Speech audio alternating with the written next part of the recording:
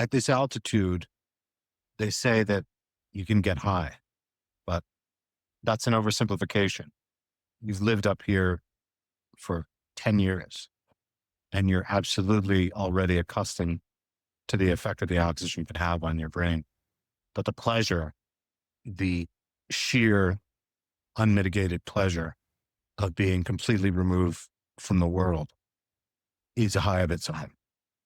And you do it the way that you've only ever done it, which is to put one hand in front of the other and just keep putting one hand in front of the other. The things that you see, you can read a mountain, the terrain of a sheer rock face, the way that a virtuoso can read a sheet of music, the way that they say Eskimos speak about snow.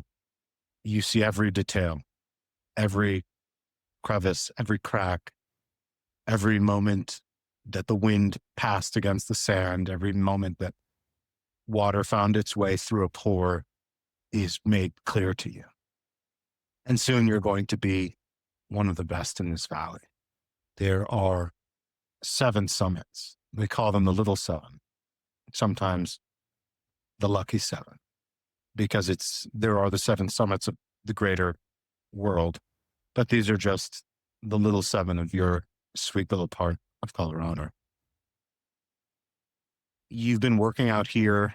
In the time that you've worked out here, you've worked as a rancher, you've worked with animals, you've done horse whispering, where you apprenticed yourself to a master horseman. You did river tours and assistant guiding, bike trips, stuff with rich kids who come from places like New York and Washington, D.C. to learn about the mountains and how to survive. You've done survival trips where you take kids out and live out on the land for 3 days at a time. You yourself have lived on the land for as many as 14 days. You've achieved altered states of consciousness through fasting and the eating of natural plants, barks, herbs, mushrooms, berries. You can fast without having to even think about it for 5 days at a time. That's just the kind of thing that you know how to do. The first day is always the hardest. And then after that, it gets easier. And then suddenly it gets really hard. But you've done it, and you could do it again if pressed.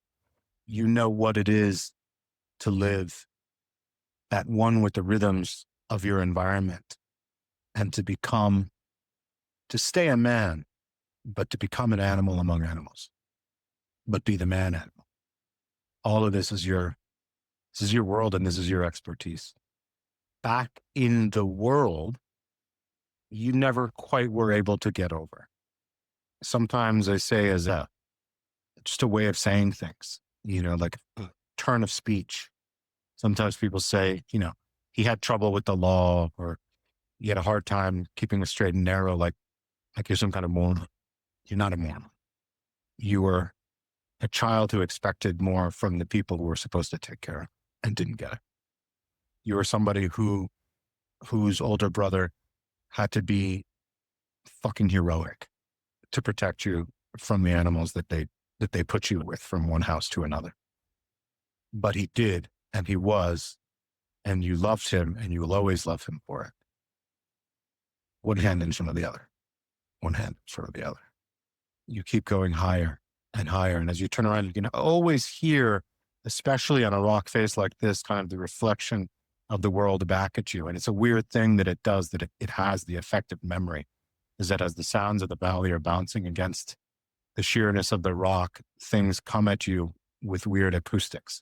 And it reminds you of all kinds of different parts of your life and things that people have said to you. And sometimes people say that you hear voices and things like that. And all that has happened to you, especially a few days into a fast.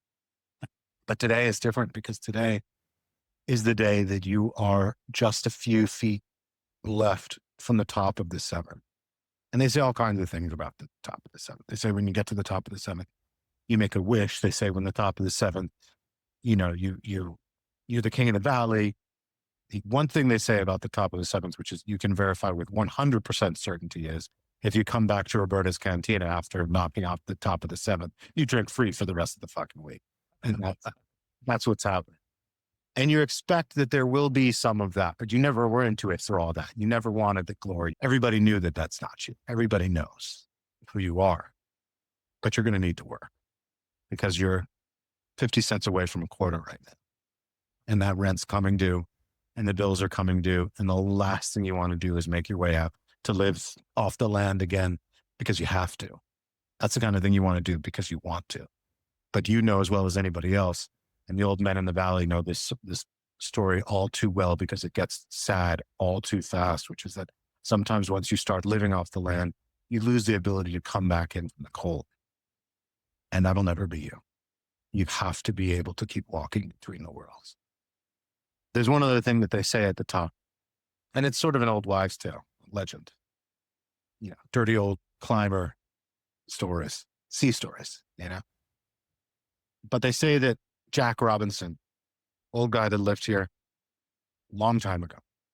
You don't know when, no one knows when exactly, probably 30s. They say he was the first to conquer the top of the seven, make it to the last of all seven, which is this one. You did it in the same order that he did. No coincidence. It's just the easiest way. But they say that when you get to the top, Jack's waiting for you, you know, and Jack will always be waiting for anyone who makes it to the top. And you're curious. Everyone knows it's sort of a bullshit story, but somebody's had to have been up here before you, and Lord knows what silly little shit they leave for each other. So there's almost certainly a frozen solid bottle of something. Yeah. That people leave for old Jack. Yeah. And when you get up there, not that you'll drink it because you're not stupid enough to drink liquor at the top of, 22,000 feet. Yeah. When you need to get back down again. Yeah. But it's fun. These are little messages we leave for each other, and you're going to be allowed to leave your mark. And in your pocket, of course, you brought what did you bring? A knife, a jackknife. Little punt. Yeah. Yeah. Good enough. Yeah.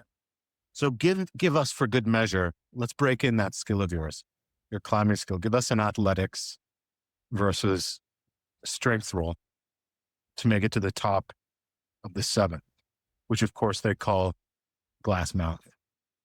The difficulty on this, is a 9.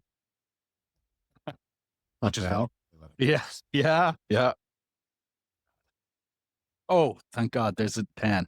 All right. So that's 2 successes at least. The rest were utter crap. And another 10 and a 1. So I got 2 successes with 8 dice. Okay, so the 10 and the 1 clearly covered. What was left after that? A 10. And a 10. Okay. So 2 successes. Fantastic. You pull over and you get to the other side and your hand is now kind of touching the top of the flat. There's just a little ridge in there that you're able to get your fingers around and you're able to pull yourself up. It's small up there. It's like, maybe the rooftops of 4 cars stitched together is the size of the peak. It's small. One can sit up there. Traditionally, people sit there for a few minutes, people do yoga or meditation, things like that. You look around and there's a backpack and somebody's put like a spike, a python or whatever they're called. Yeah. Yeah, exactly. There must be a spike into the side of the backpack and it's kind of hanging there off the side. Other than that, precisely as detailed, is a 4 Roses bourbon, half frozen stiff and the other half still brown liquid, visible, gurgling around in there. And there's a guy on his hands and knees who's got his hand out to you to pull you up. And it's an old, when I say old, I mean old style, like his pants are not correct. They're a sort of cargo denim thing that doesn't look appropriate for this era. Yeah. And he has like a sort of like a Bane-like leather, and not leather, excuse me, like the lamb fur. Yeah. Kind of thing around him, and a hat. And he looks like John Henry, he looks like sort of like one of those old railroad men, which you suddenly realize it had never been made clear to you when they told these stories, but that's what he must have been. Yeah. And he kind of looks at you and he's like, Welcome to Valhalla. I've been waiting for you a long time. Well, how the fuck did you get up here? He laughs, appreciatively, and he says, "Same as you, I guess. On the other hand, I had people looking for me back in town, so I guess you could say I didn't have anywhere else to go. Wanted to find a place to be alone with my thoughts." And he sort of pats the stone next to him. Right, come sit down. I sit down next to him like, well, I got to tell you, I mean, I came up here to also be alone. So this is something of a shock. Yeah. And he kind of, he smiles at that. And he says, "Well, ain't that a thing? I guess we'll just have to be alone together." I guess we will. You know, this is really weird, but either someone's playing a trick on me or your name is Jack. It's always been Jack. It still is. Who put you up to this? He smiles and he says, "Who put you up to this? Or I should say, I'm only here because I think you put yourself up to it. And I'm here to offer you all this. So all this is yours." And he sort of motions with his hand and he points to the other side of, he's motioning to the other side of the valley, which you've never seen from up here. And quite clearly, almost immediately, three things stand out in immediate and incredible relief. The first one is this is not the other side of the valley. You know what the other side of the valley is. Yeah. The first big giveaway is the incredibly large moon-like or planet-like object in the foreground of the evening sky. There is another planet that is just way too close and has never been there before. This planet has a sort of Uranus-like ring in the sense that it's vertical as opposed to Saturn being Yep. You're getting this kind of ring in the foreground, but just far enough back for you to know that it's not about to crash into us. Yeah. But it's too close and it's never been here before. And if this is what was happening on Earth, gravitationally, there's things. Some questions that would have to be answered. Just things need to be addressed. Yeah. That's the first thing. So what he's pointing to is not the valley. The second thing is his other hand is sort of, he's giving a sort of like a beatific gesture, I suppose you could say. And his other hand sort of pointing to a bridge. And that bridge has never. It's a kind of like a gangplank with rope handles on either side of it, the kind that you see in the high fells, places like Himalayas and such. And there's one up here, but you would have seen it from the ground. The fact that you see it here now is incorrect. This must be an optical illusion, or it must be painted in some way to kind of not quite be visible from the ground. You don't quite understand how. Maybe it's just too far away and you don't see things that far away. But a raptor has come and kind of landed on it and has alighted on one of the rope handles and is sitting there. And they do come up here. But the funny thing is, when you get this high up, very often raptors land and are just kind of walking on the ground, which never really happens on the normal ground. When you're really, really high up, they just walk around on their feet. Yeah. And he comes up and he kind of alights and he looks over at you and he flies off into the other, what we'll call the other valley. All right. And so he clearly sees it because that's where he's going. And clouds are sort of passing in and passing out. And he says, "They said that I fell." I was just about to ask you that question. Did I fall? Did I slip? Not yet. But watch yourself in the high falls. Destiny awaits you up here one way or the other, my friend. And that's the first message that I'm going to give you. Any climber that makes it up here, I have messages to deliver. And that's the first of three. Oh, Jack. That reminds me. I brought you this. Roll etiquette and charisma. Okay. See how your gift delivery works out. Okay. I wanted to say that I had it engraved as well. Oh, yeah? Yeah. Jack Robinson. Yeah. What did you say? Charisma and etiquette? Mm-hmm. I have one dice in that. So what? What's the difficulty? Difficulty 6. I mean, you had a great entry. Okay. Yeah, I got a 6. So just a fucking bout. of marginal success. He smiles kind of thinly and he says, why don't you leave it there? We'll drink it now. Thank you. Thank you for that. Yeah. The second message that I have for you is that bridge. You can use it now. It'll always be here for you. And whoever you choose to bring across. And it leads over there. And over there is just, there's clouds kind of blowing in front of it. Like you can't see where it goes. You can see it goes to another peak. Yeah. But from what you can tell, as the clouds kind of blow by, you can see just the other peak looks like it kind of, I'm not going to call it a road, but much like what you're standing on with yet another bridge and another one and another one. And it's going somewhere you don't know where. And he says, don't worry, it takes you back down to the bottom, but not on this side. Let me just get a drink of water here. And he nods. Are you ready for the last message? Yeah, I mean, if that's the hard one, I guess I'm ready. Coming for it. They'll be coming, and they'll be bringing a war with who will sweep you up, and you will be a part of it. You may not survive, but you will be needed. I will wait here and guard the gate, but a day may come when the mountain seeks its home, and you will wait here to guard the gate for the next. And then you're about to say the next thing, but as he turns to you, he says, they say that I fell, and I did, but I would spend the time hiding on the other side. They thought the things that I did to that girl were true, and they were true, but she wanted me to do them, that white girl. And that's why I came up here, because they came looking for me. But on the other side, every day is a new day. Every dawn. He turns, and as you realize you hadn't seen the second half of his face. Every dawn is its own sunrise. And as he looks at you, he's missing an eye. And you can see clean through his skull out to the other side. And as he says sunrise, you're looking at the sunrise on the other side, right through his head. And it's very bright, and it kind of takes away all of your ability to see him by sort of just the lens flare. Yeah.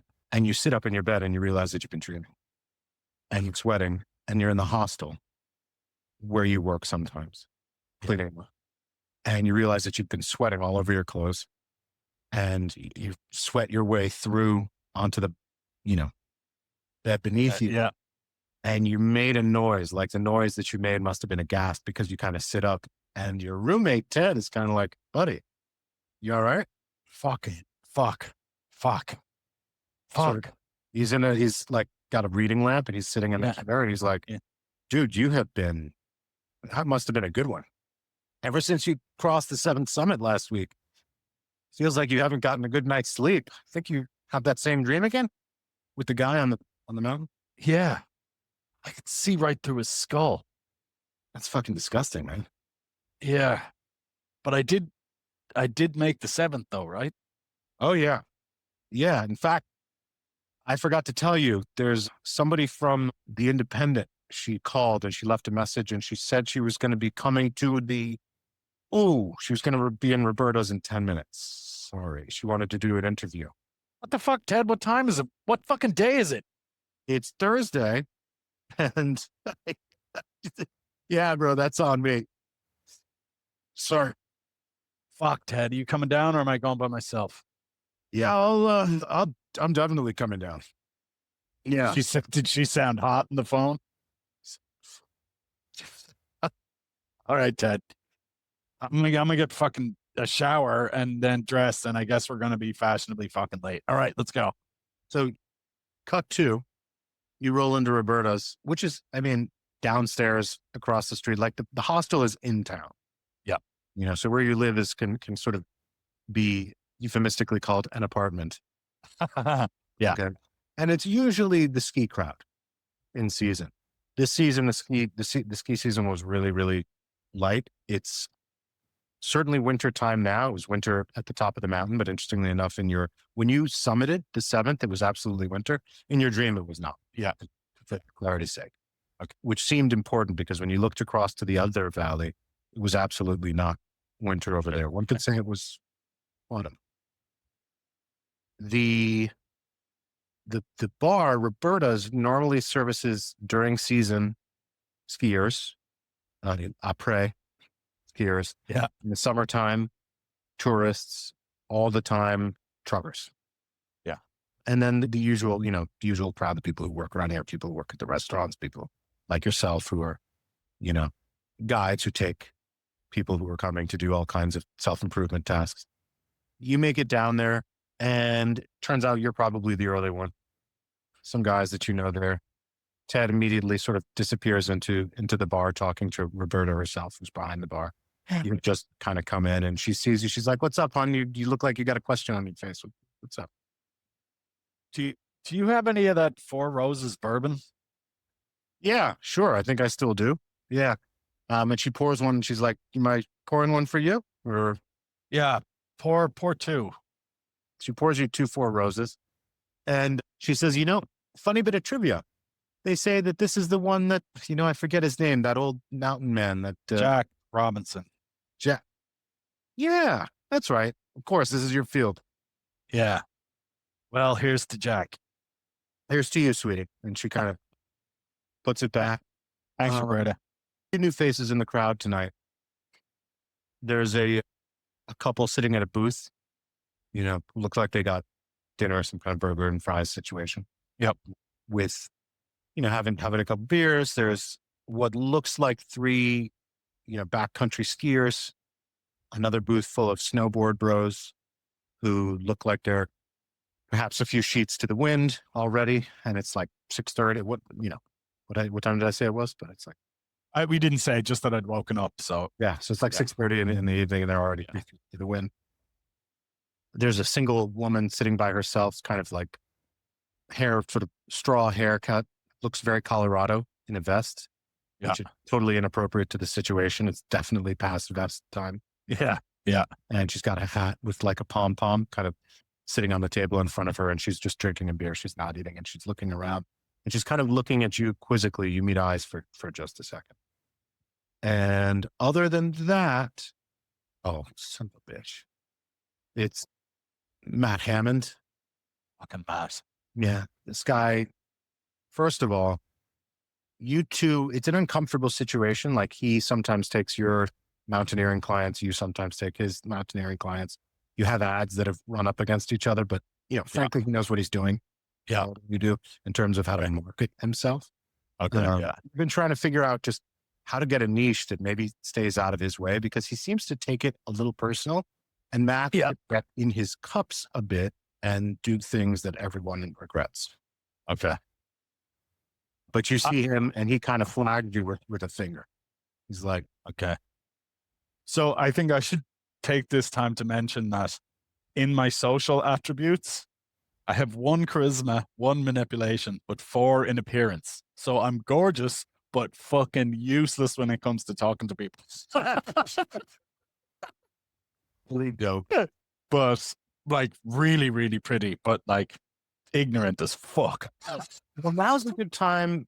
Now's a good time for you to tell us, what do you look like? How do you present?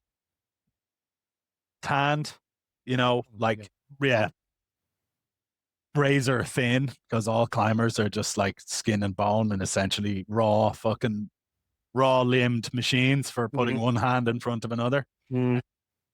Hair that's more bleached by the sun than like blonde by nature, but just based, and stubble. Don't really do much to take care of myself, but let me see. Somewhere in between Brad Pitt and Viggo Mortensen. Got it. Okay. Of that. And both of those guys are, gentlemen of a certain age. How old are you? Let's say 35.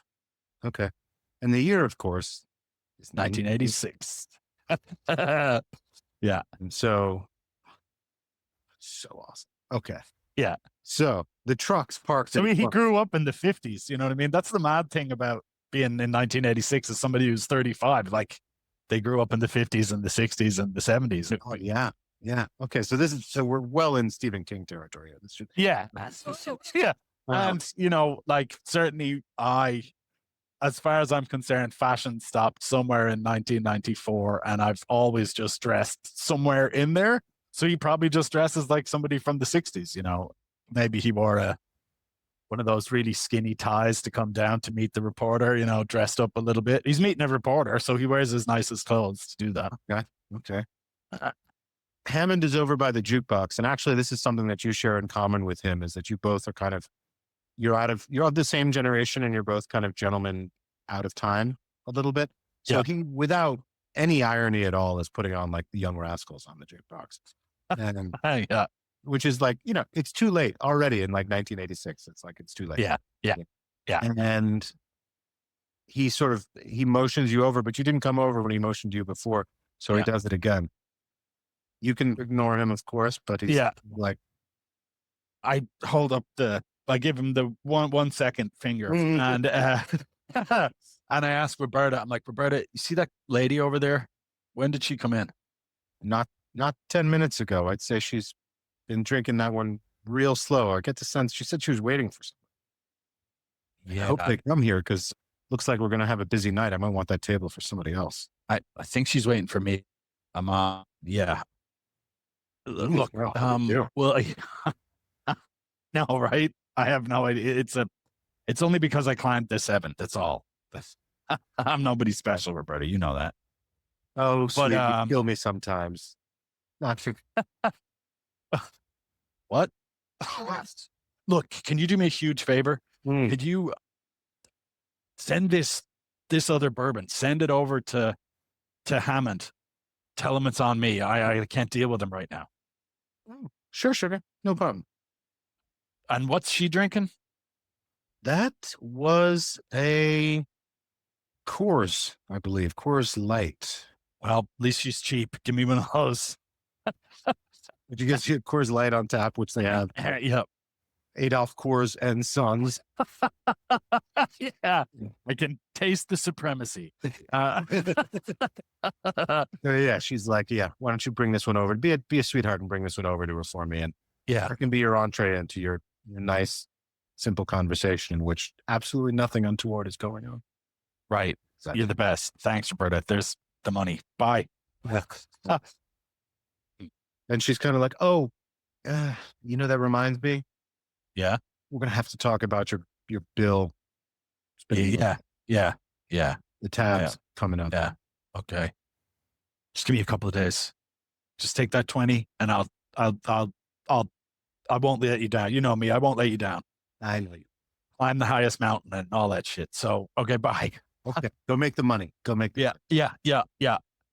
And you can see she walks to the other end of the bar and she kind of motions Hammond over and slides him a drink. And he actually sniffs at it and then kind of looks over it at you with like a cocked eye, takes a quick swig and seems you bought yourself some time. Okay. But the woman at the table looks up and sees you carrying two beer. Yeah. So my name's Dan Facade. Maybe you're waiting. I mean, I'm supposed to meet some. Are you the person I'm supposed to meet? Do you like? Here's a beer. So he stands up in the booth, like she, in other words, sort of sidles out of the booth and stands up and says, "Let me help you with that, Dan. It's great to meet you. I wasn't told that you were so fit. Please have a seat." Sure, Miss Johnson, Corey Johnson. Miss Johnson. Yes. Fit well, goes with the territory. You gotta be, gotta be fit. So, Sod, there's a rumor going around saying that you got the 7. Oh yeah, I did that. Yep. Yeah. Yep. I did that. How long did it take you to complete all 7 of them? Oh, a long time. Yeah. Bunch of years. It's years. Yep. I started climbing I guess pretty much as soon as I could walk. And so, well, you probably know, like, that's 22,000 feet up there. That's the highest mountain there is around here. So I had to climb it. Yeah. And it's interesting because I've been looking into you. I have to say, you're Mr. Facade, I think you're one of Colorado's most remarkable athletes, and your name doesn't come up that often. I mean, it's in the climbing world, you're something of a legend. Hammond over there had to practically beat it out of him, but he was begrudgingly admitted that, yeah, you're probably the only one that he considers to be, in his league. And I'm way better than he is. she laughs loudly like that. Said, finally, we seem to get you on the right topic. It happens a lot. But so I did look into that, and I just wanted to make sure that as a son of Colorado and one of our best athletes, that you're getting your due. But there's an interesting thing that I couldn't quite get around, and I was wondering, Was it the dreams? dreams, Mr. Son? What dreams? Oh, no, never mind. Oh, of course.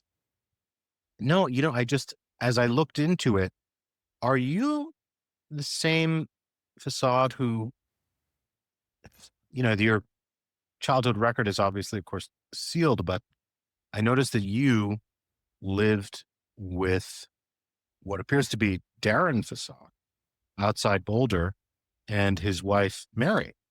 And it does not say that they are your parents, but indeed that you took their last name, that you had another last name. Maybe you could tell me what it is, but that you were going at one point to go to the Olympics. And I saw here that they weren't able to pay for your athletic scholarship, or perhaps declined to pay. It says here on religious grounds. That's a weird one. I don't often hear about that. Is that you? Yeah, it's anything. Oof. Well, Mr. Darren Facade was something of a local character in Boulder. I see here that you had a brother, Stephen. Steve. Steve's been in solitary for 15 years, and noticed that the murder of Mr. Darren Facade never seems to have quite been worked out. It says that he was killed by an assassin's bullet from a distance of over 2,500 meters. Mr. Facade, in Colorado, anywhere in the world, that would be a world-class shot, worthy of somebody perhaps trying out for the Olympic biathlon team. I mean, yeah, it was. I mean, they never never really figured that out.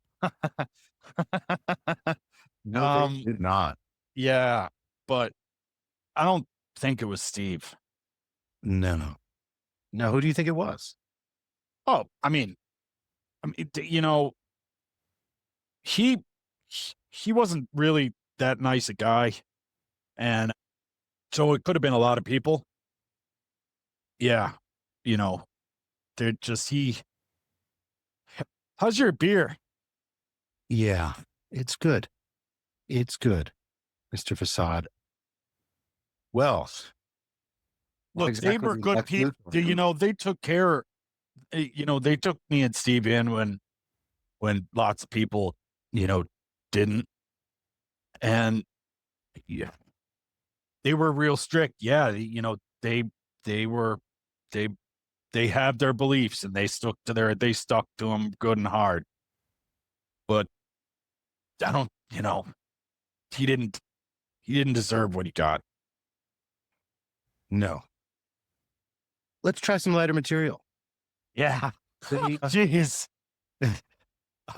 Sorry, I guess I like to break everybody in, get the hard stuff out of the way first. But Uh-huh. they say that there's an old story about what's at the top of the mountain of the seventh, Yeah. top of the Glassmouth. Yeah. It's silly, but you said before that you're somebody who follows dreams. Yeah. I do. Was he up there? I don't know if he was up there, but he sure as hell came down with me. What does that mean? Well, like I said about the dreams, every time I fall asleep now, I'm doing it again. I'm climbing again. And I get up there and old Jack, he's there and he puts his hand out and he talks to me and I give him the knife I had engraved for him and then things get strange. But it's so real, Corey. I got to tell you, I've never had dreams like this before in my life. He says he tells me he was wrongly accused and that he was running away from people who were chasing him because, well, I mean, you know about him, right? Well, I want to show Well, you. yeah, I'm telling you the truth. She says, I want to show you something, Mr. Facade. Do you see this picture here? And she kind of taps along. Your table is one of those, everybody, there's a jukebox at the end that Hammond was using, but Yeah. this is also one of those places that actually has the jukeboxes stick out of the side of the booth. Yeah. With a limited selection. And above that is a few, pictures of old Colorado heroes. And there's one that looks to you. You've never seen the guy before. You don't know what it is. And it looks like Paul Bunyan, as far as you can tell, like your sort of classic, Abe Lincoln in a coonskin cap kind of in a jam. And she says, do you know they tried to tell us that that's a picture of Jack? What? Is that the man that you saw in your dream? No, he was like John Henry. Really, really interesting. Most people don't know that. And I hope you don't take it the wrong way if I tell you that you're not the kind of person that I would have expected to know the history of the valley in quite that way. When I say I believe you for a few different reasons. I don't think you have any reason to lie about this, but they say that he visits climbers. And I wonder, Mr. Facade, if he visited with you. That's what I'm telling you. He visits me every time I close my eyes. I think I'd be interested in talking to you about it. And as she suddenly cut off because the door opens and a cold blast of air comes in and a bunch of snow blows in with it. And there's a couple people there. And there are two and a third you can see kind of standing behind them. And they leave the door open too long. In other words, they're standing, still holding the door open as they kind of look around the room. And one of them is quite large. He looks sort of like a Russian tyrant. Okay. Okay. Beard and sort of barrel chested and broad shoulders and like a sort of a Cossack kind of winter cap. And he's looking over everything. And he seems like he's challenging somebody to tell him to shut the door.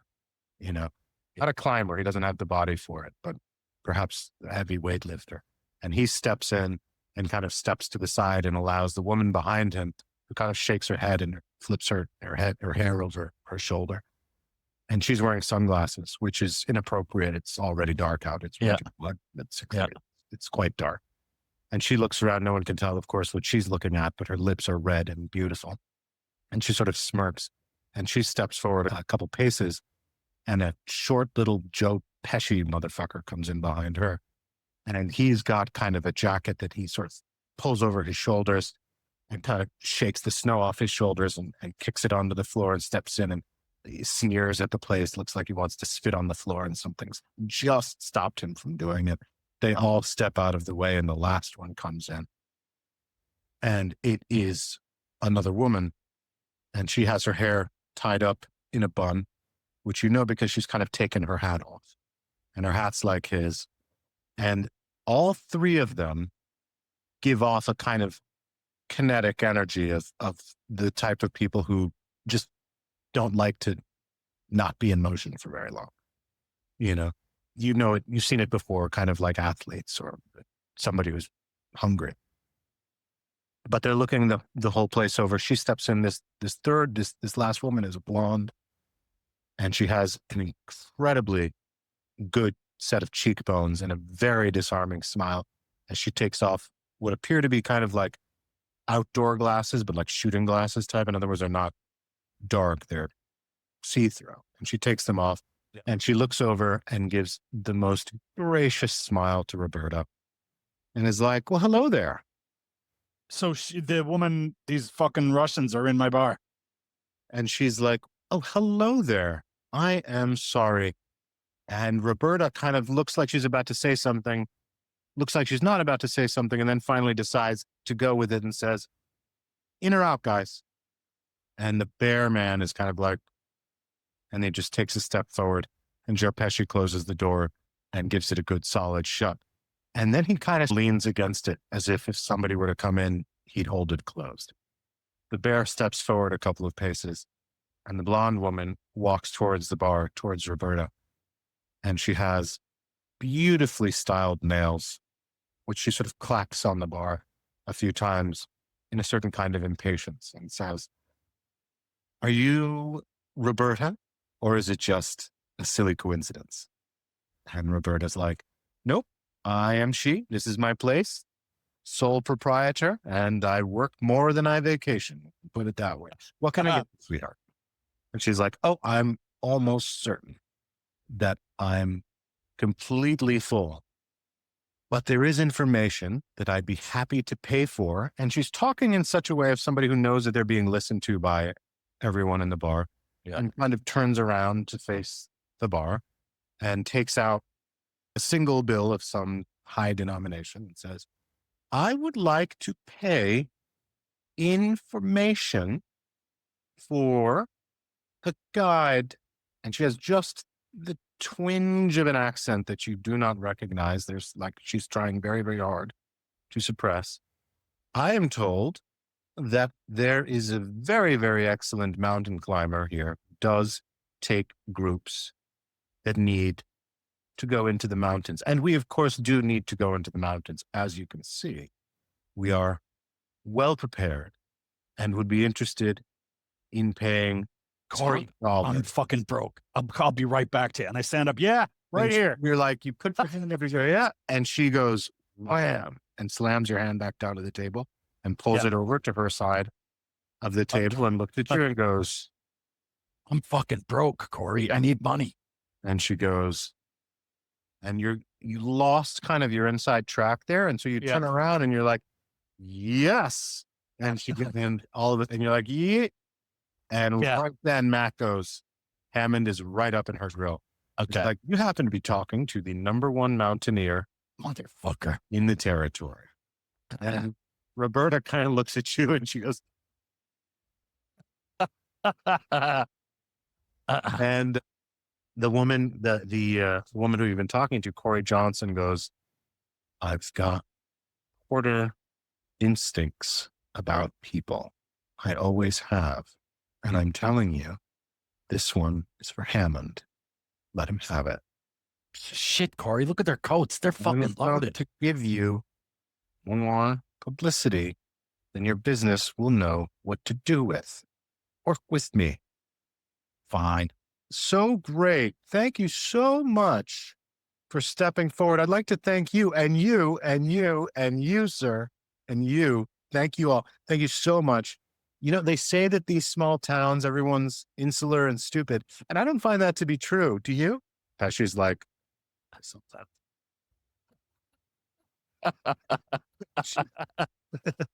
and she's like, well, I don't find it to be true at all. And I would be delighted. Maybe we could talk somewhere more private. And Hammond says, what about a booth? And he kind of walks them out to the back by the pool table where there's some booths that typically remain empty, but not today. And they are talking in hushed tones. You continue with Corey Johnson for a while, and it comes out as the small talk continues that she lives outside Boulder, that she also has dreams, sometimes like you, that she's intrigued by your understanding of what's on the top of the mountain. Do you tell her what you saw in terms of detail or no? In the dream? Yeah, I tell her the dream. And she says, there's an old saying that at the right time of the year, at the right time of the day, at the right top of the right mountain, the spirit guides allow one who has proven himself to cross over to the other side. What the other side is, I don't know. And of course, I've always wanted to get to the top. I'm a bit of a climber myself, actually. Oh, yeah? Yeah, not like you, but I can hold my own. We should totally go climbing. She says, I'd like that. And I think I'd like to get some photographs as well. Do you think you'd be up for taking this story a little bit further and maybe we could get some action shots? I could get some pictures of you on the side of the mountain, maybe at the top of one of the summits. Yeah, but do a lot for your business. But I'll only take my top off, okay? It's a little cold for that yet, but I'm sure we can negotiate something. Okay. So now, well, 20 minutes into it, and it comes out that she indeed is single, has driven here on her own, is not at all thrown off by the fact of you're living in a Hostile. the Yeah. roommate Yeah. bed, is not at all thrown off by any of that, and it seems to I'm you sure that, me and Ted have a system though. yeah, I'm sure you intend to. He doesn't seem to be thrown off by that, but at the same time, does seem to respect her reporter-like objectivity, and you get the sense pretty clearly that she's not coming home with you tonight. Okay. But it's only been 20 minutes. The only thing of interest that happens is the group of people that came in seemed to have left with Hammond, and you and Hammond never got to have out whatever it was he wanted to talk to you about. Okay. Oddly enough, 2 hours later, you and she are still talking. How's it going? Let's find out. Roll God. charisma. Well, actually, you can lean on your good looks at the beginning, Yeah. at the outset. And I think you already. Yeah. Yeah. So let's see if your charisma can keep the conversation going. It's really unlikely. Yeah. And I would say, what is the one that normally goes with charisma for these types of things? Etiquette or subterfuge or Subterfuge. again. Anyway, let's see. That's it. 7. Okay. You're able to keep the ball in the air. Yeah. And lucky for you that she finds you, so whatever she finds you, because Yeah. she really wants to make up the difference on her end. Okay. Yeah. Is either A, only too happy to keep talking to you, or B, probably doesn't have that many other people to be talking to. Yeah. And as if in answer, she brought in a couple of locals into the conversation, and before long, some people are going to come in and out and sit with you guys. And that's not unusual. Yeah. Yeah. I mean, everybody. I'd imagine Dan is the kind of guy that he's just going to talk about climbing, like, regardless of whatever subject it is that you want to bring up, he'd be like, yeah, so that's exactly like, when you're trying to make a handhold and you're, you know what I mean? Yeah. Just like really focused on one track fucking pony, Yeah. I got this domain, and that's it. That's it. That's it. That's where he kind of like bring it back to. So Ted comes in, and sits with you guys after a little while. And so Ted is able to kind of hold up your end of the conversation a little bit. You're able to hold up your end. She's able to hold up her end. Yeah. And you're able and the booze holds up the rest. And the booze holds up. A couple hours go by, and the other group is long gone. And a second group of outsiders that you don't recognize comes in. And you wouldn't have thought anything of it, because this one's just sort of a man and a wife. But they're sitting there and they look like tourists. I mean, they're wearing the usual kind of ski gear with the sort of glowy colors of the 80s. They're in ski pants. They did the whole thing. Yeah. And they put skis, they're the rack outside, and you could see that they had put skis on the rack outside. Yeah. Yin at this hour. Yeah. Like they should have taken all that stuff home, unless they have one of these, like, as some people occasionally do, ski in, ski out rentals nearby. Yeah. Yeah. So they come in and they're kind of looking around, but something about them gives you the impression that perception alertness is a good thing to roll. Yeah. Difficulty 6. Mm-hmm. 3. 5 successes. A spectacular bout of insight having suddenly overwhelms you. Take a sip of your beer. You're like, hold on, I'm really good at this. Hold my beer. Yeah. And you pick up almost immediately. Number one, those are not ski boots. They're wearing normal boots.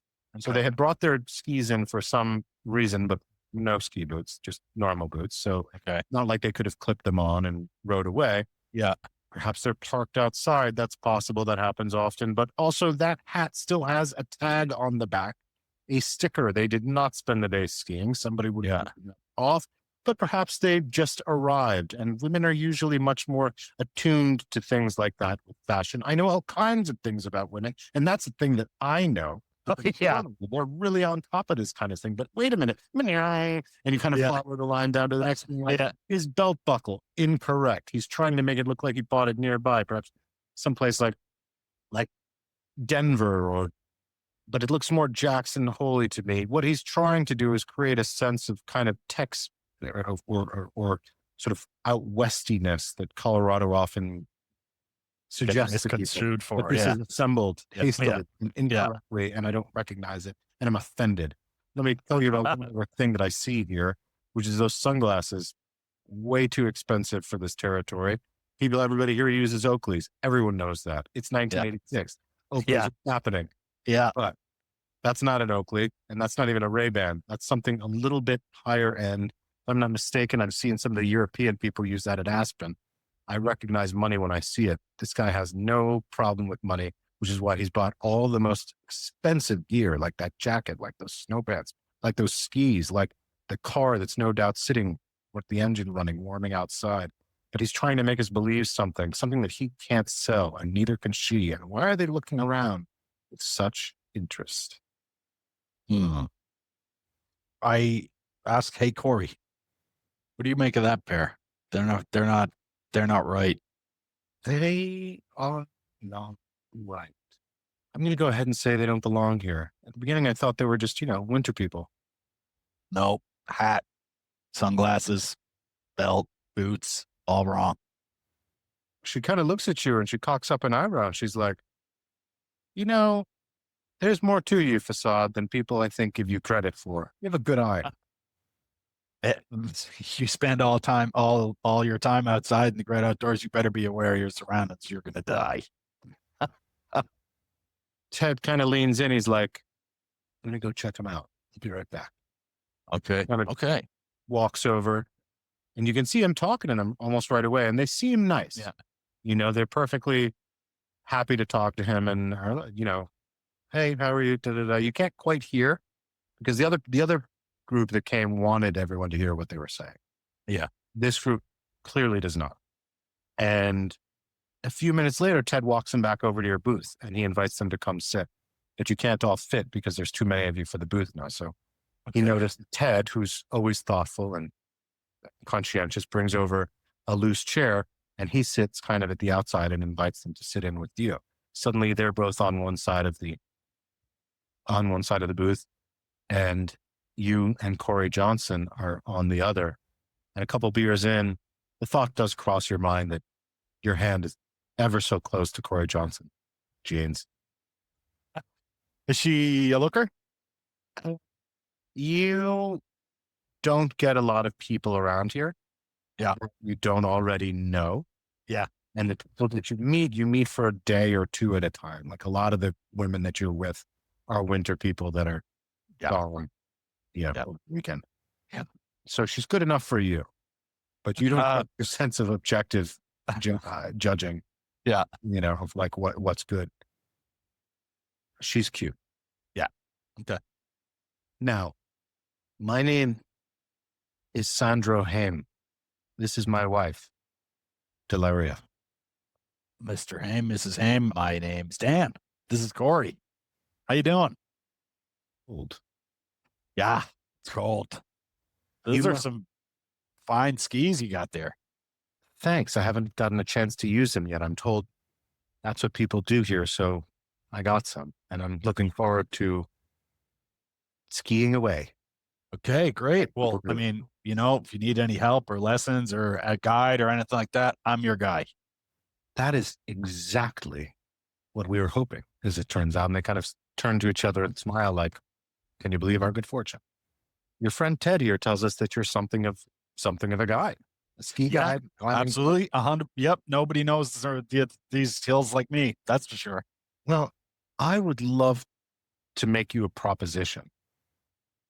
We need to get into the interior here, just beyond Glassmouth.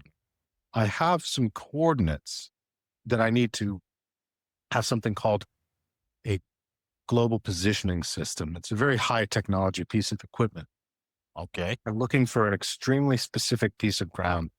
Is that like latitude and longitude? A latitudinal and longitudinal line, an intersection, if you will. We're working on something of, and he suddenly says something, and you can see plainly that flashed across his eyes. Like he just made this up. Okay. He's like, we're academics. Uh-huh. And there's something of an old literary riddle in these parts. And we're going to be interested in solving that riddle. It could do a lot for my career and that of my wife's, who's my research assistant. And you do not need to be a fucking reporter. Just not like that at all. Okay. Yeah. Like you see her nostrils are like, just, Yeah. and she kind of flicks her eyes and she sees you looking at her and she's like, and he's like, yeah, she's my research assistant. And anyway, there's whoever guesses the riddle, there's something of a literary treasure to be found. Okay. And the story goes, perhaps a real treasure as well. I'd be happy to cut you in on this little bit of our expedition, but we need somebody who knows these mountains better than anyone, who can get into and out of tight spaces, if you will, Oh, yeah. and is willing to have a couple people tag along who might not be quite up to his level of expertise that he could. Sure. I mean, for $200 a day, I'll do whatever you want. He looks at her and she looks at him and she says, I wonder how $350 a day. And I'm told your total discretion can be assured. We have some paperwork to that effect that we'd love to get you to sign. It's a little irregular, I know, but university makes odd requests. Lady, for $350 a day, I'll sign whatever the hell you want. It might take us a week, though. Oh, take your time.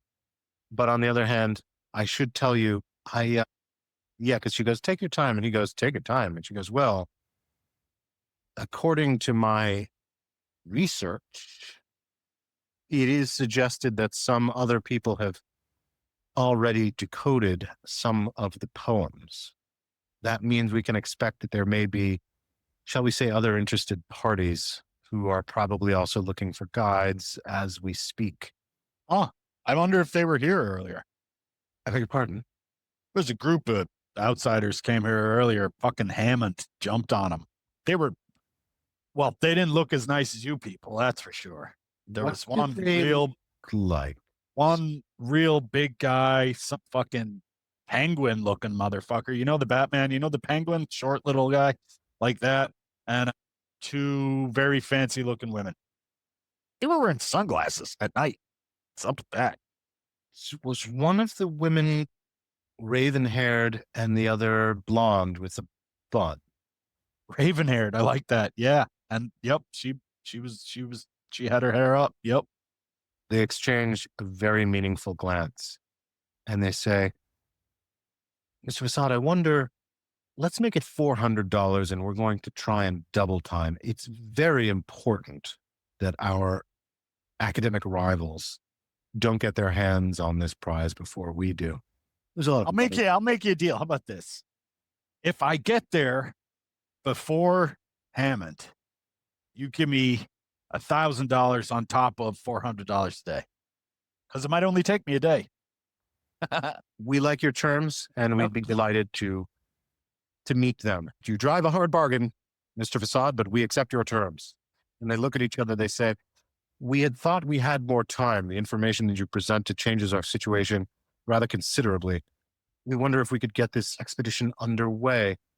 And Ted kind of leans in. He's like, well, clearly they're going to have a lot of equipment that needs carry. You got two people. That's a lot of carabiners. I think there's at least room for a couple other people in this expedition that might be able to help.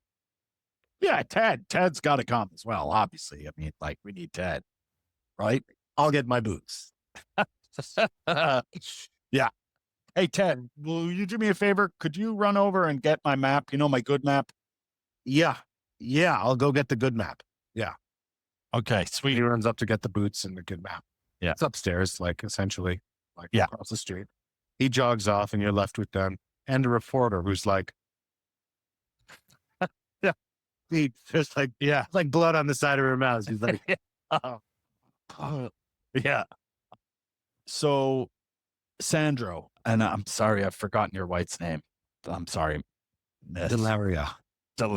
Yeah. Professor. Yes, Professor Delaria. Yeah. Like Professor Dr. Delaria. I don't know. Anyway. Good. Yeah, I like that. Yeah. Okay, doctor. So let's celebrate this new compact with a drink. Hey, Roberta, four of the four roses. And then I say, so, I don't know if you guys know about the totem spirit of the valley here by the name of Jack Robinson. Let me tell you about old Jack. Jack lives up the top of the Glassmouth, up the top of the very seventh peak. And Jack was the first guy to ever climb up there. Now, they're going to tell you this guy right here, that this is Jack. I know for a fact that Jack was a colored gentleman. And he liked to drink this very same whiskey that Roberta is bringing us over right now. So I want you to take this whiskey. Thanks, Roberta. I'm going to have your money by the end of the week, by the way, day after tomorrow. Take this whiskey by my dear professors and you, Corey, and let's drink to old Jack and a successful mission, huh? Ahoy! Yeah. Hey. And Delaria says so. Delaria says, "Skål," and Sandra says, "Chendele," and they both take a drink. Yeah, here's spit in your eye. Yeah, and as you say, here's spit in your eye. You notice something really interesting, or maybe not. Perception alertness. Oh, holy God. Well, there's 3 10s right off the bat and 2 7s and another 7. So that's like 9 successes or so. Sandro loves four roses and drank his. Delaria quite deftly spit hers right down her sleeve. Really?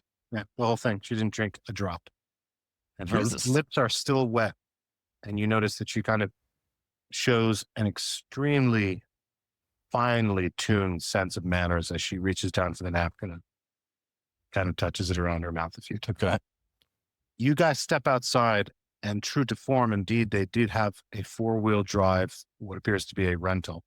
Yeah. A Ford truck, the kind that has a back seat and a topper. Yeah, and it looks like they got the full, Colorado package. Yeah, at Avis. Yeah, and they head out and get you guys in the back and kind of pull up in front of the hostel. And Ted comes running out and has the whole kit. And he's got like your tents. You've got 2 tents and over, in each hand, and like backpack full of stuff, just hooks and carabiners and climbing. He's like, I got to make another trip. Let me just put all this in the back. And he goes running back up, and he knows exactly what you need. Like, you could have told him, and he would have brought it. He hands you the good map, but he knows your stuff. He knows what you're going through, and he brings everybody's skis.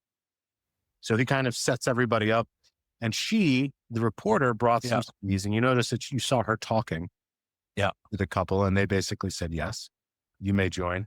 We're off to a fine start here. we are, yes. And let's get some experience your way in the meantime. How does an extra 5, which cost the same as your freebie points, essentially? So your freebie points, I think you start with 21. So we're going to say you start with 26. Give it to whatever you think you need. Yeah. A couple things happen in quick succession, however. Is that number 1 is that you drive away from Roberta's. Number 2, you realize kind of where they're going, and where they're going would be the far side of the valley. And you know what it actually looks like there. Yeah. And that's where you go. And that's where we'll stop for now. All right. Fun. Yes, very good. I love Very good. Yeah.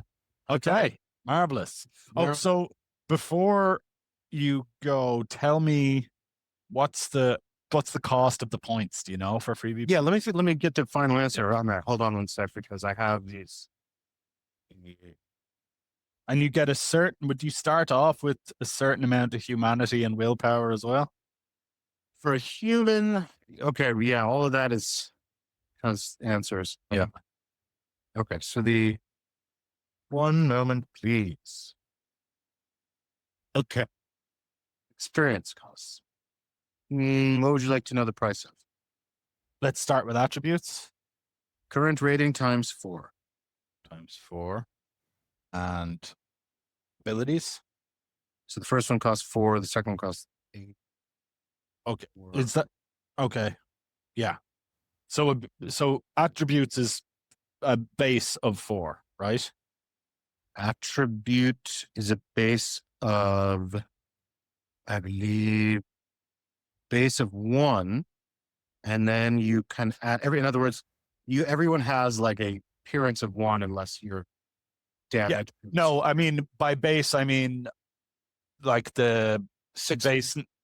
Yeah, no. So if I was going to spend an experience point, the base number that I would multiply by as I go up levels is 4. And that was a attribute. Yeah. Yeah. And for abilities is Current rating of 2. times 2. And virtues by 1 Current rating times 2. is 2. Humanity Current rating times 2. is 2. And willpower the same. And the freebie points essentially No, just. willpower is 1 for 1.